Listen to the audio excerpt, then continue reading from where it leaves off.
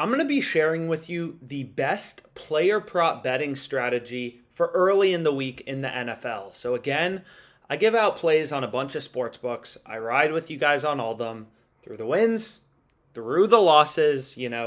I'm there with you. I just show you sharp picks, things that I'm betting on. So, I have a play on Underdog Fantasy, and I'm going to be running you through what I love to do early in the week. So, what I like to do early in the week is look for line discrepancies in the early player prop betting markets. So, for example, you can see a bunch of sportsbooks have posted odds for Thursday night football, Green Bay versus Tennessee. Every sportsbook basically has posted odds. And you can select even more. I mean, tons of sportsbooks. You have access to their data on OddsJam. But what you're going to notice is for these games on Sunday or Monday Night Football, really nobody's posted odds except for the fantasy sites. This is Underdog Fantasy, and then this is Prize Picks. So if you can't see, it's the same as here, right? You got Underdog Fantasy, and then you got Prize Picks. So what I like to do is look for these huge discrepancies, like you can kind of probably see right here. Davis Mills, his line on Prize Picks is 190.5 passing yards. His line on Underdog Fantasy is 227.5. That's a gap of 37.5 yards. That's massive. Like, absolutely massive. I mean, this is an insane betting opportunity. So you go to Prize Picks. Again, all OddsJam does. It's just a data platform, right? So if we type in Mills, 190.5, right, which is exactly what we saw on this screen, and then Underdog Fantasy. So if we go to Pick'em and we type in Mills, 227.5. Huge gaps. So earlier in the week, a lot of times sportsbooks are a lot more inefficient. You can see the same thing for Zach Wilson. His line is 192.5 on Prize Picks. Underdog Fantasy's 14 yards lower at 178.5. So someone's wrong here, right?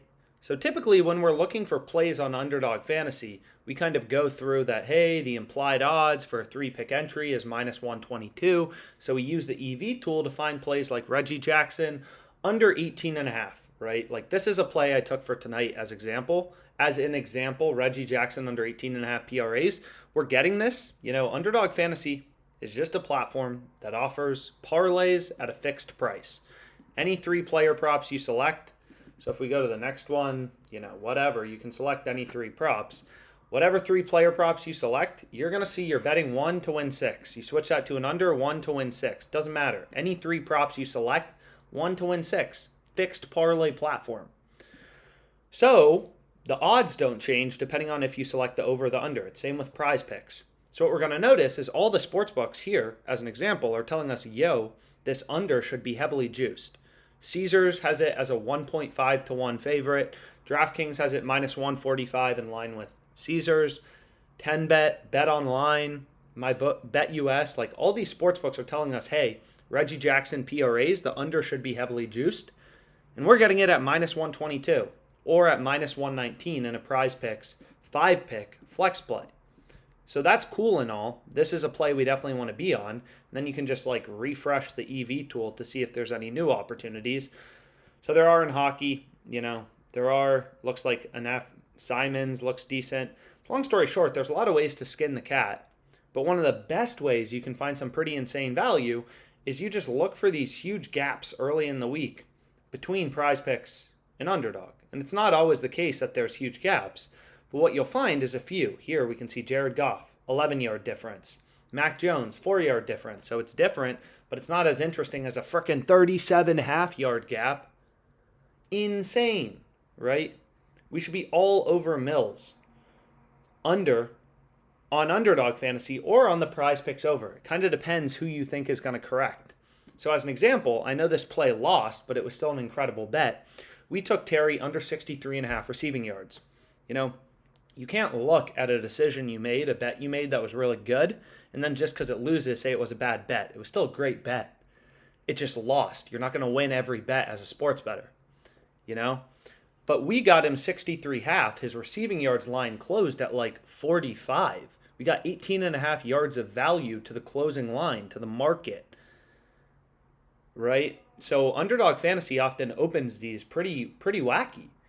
So one play we definitely want to be on, and I've already locked in a couple plays, but is this Mills play, right? We want to be on the under, definitely not the over.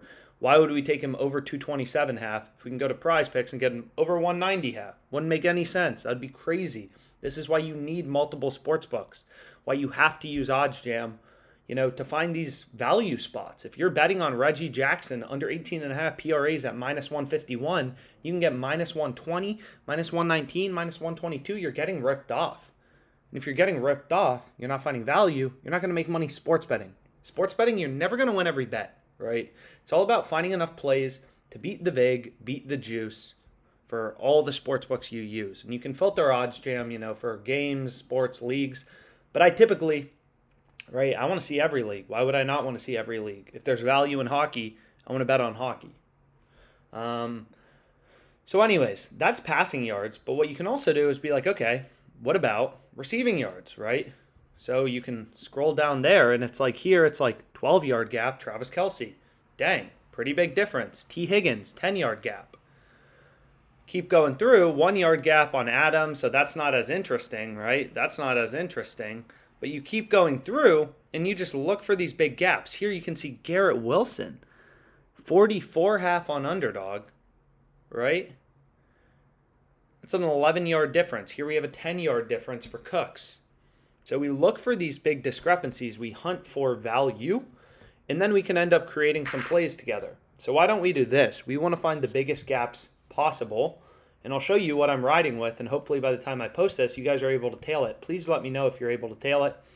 Hopefully you guys are. So I want Mills under, I want Wilson over, and then on prize picks, I want the opposite.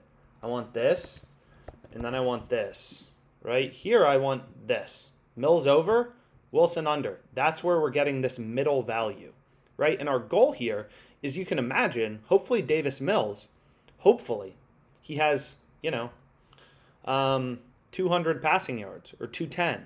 So we take the under here on prize picks, we take the over on prize picks for Mills, and then we do the opposite on underdog fantasy. If this doesn't make sense, please comment below. We have some other videos about middle betting. Jared Goff, there's an 11-yard gap, but here it's 14 yards. So an 11-yard gap, not as interesting. We can continue to go through, and for passing yards, 12-yard gap here, nah, we'll skip it. So now we have a couple plays there, right? So then what we need is a few more. So we say, okay, we're pretty happy with passing yards. What about this? Let's take Kelce under. Let's take Higgins under, right? We want Kelce under, Higgins over. So we want the overs on prize picks. So we go to receiving yards, and we want Higgins over, right? For receiving yards, we want Kelce over 70.5 receiving yards. So that's play number 2. And then we want, finally, we can take what's another discrepancy? Here it's 7 yards. So we want as big of a gap as possible. So 12 yards, great, right? Lock that in. 10 yards, great, right? For a low receiving prop, T. Higgins ends up with 72 receiving yards here. We cash our over on prize picks. We cash our under on underdog. We're happy campers, right? And these middles hit all the time, right? Like all the time. I mean, there's just so many plays we can go with. It's like overwhelming. So let's find a couple more, and then let's just lock something in, and then we can kind of get back to it. So where else are there big gaps? Let's take a peek. So we have Cooks, we have Wilson. So we want Wilson under, and then Cooks over. Oh my gosh, there's so many. So maybe we take Wilson under, or Wilson under in the Jets game. So we want Wilson under in the Jets game, but hey, yeah, that's perfect too, right? This is perfect, right? So now we have a 5-pick flex. We have Wilson under here. We have Wilson under for passing yards, who's the quarterback for the Jets. So that's perfect, right? Because that's also correlated. You know what I mean? Like we have their QB, his passing yards under, and then we have Garrett Wilson under. So now we want to do the opposite. So I'm just going to take my favorite plays here. So I want Wilson over, right? I want Mills under. And then finally, I want, who was the last guy? Under. I want this guy higher. right? So this is also correlated. Two players from the same team. Then we have an under, over, under. Seems pretty good, right? So we can hit this as well, right? Underdog fantasy, hopefully they're wrong. They're the ones who are off. We can hit it. Boom. Let's frickin' go. We have an insane 3-pick entry. I also locked in this play with Reggie Jackson, smaller, but this looks incredible, right? So we have a little middle going on. Hopefully Garrett Wilson ends up with 50 receiving yards, Zach Wilson 100 and let's say 90 passing yards, and Mills 200, and then hopefully these middles hit. If you have questions, let us know. Let's make money.